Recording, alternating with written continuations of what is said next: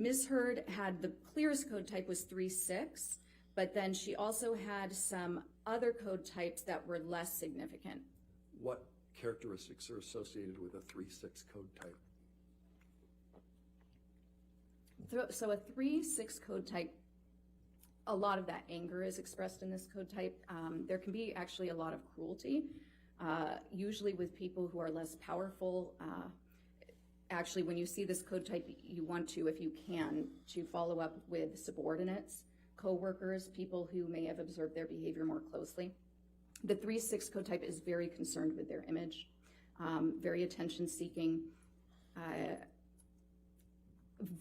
very prone to externalizing blame to a point where it's unclear whether they can even admit to themselves that they do have responsibility in certain areas.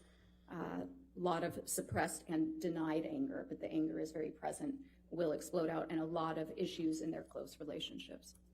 These fluctuating moods constantly, and again, this hypersensitivity to being slighted or feeling offended, really driven by the fear that if you're offended or slighted, if the therapist comes in 2 minutes late, or if somebody shows up to dinner 2 minutes late, that they might be abandoning you.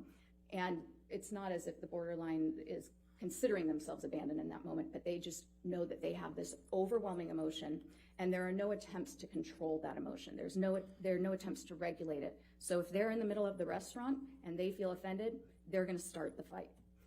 People are going to see it, or they might just start crying or break down, but they'll make a lot of accusations, and that reactivity is when you're going to see a lot of this escalation in the bizarre behavior. They can react violently, they can react aggressively, they will often physically prevent their partner from trying to leave if their partner wants to get space from all of this intense emotion, and oftentimes they will be abusive to their partners in these situations. Sometimes they'll physically restrain them from leaving and become injured that way, but also people with borderline personality disorder, it seems to be a predictive factor for women who implement violence against their partner.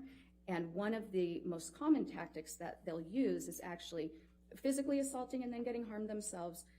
But mostly, we call this administrative violence. So essentially, this is saying that they'll make threats using the legal system. So they might say that they are going to file a restraining order or claim abuse, or they might do these things to essentially try to keep their partner from leaving.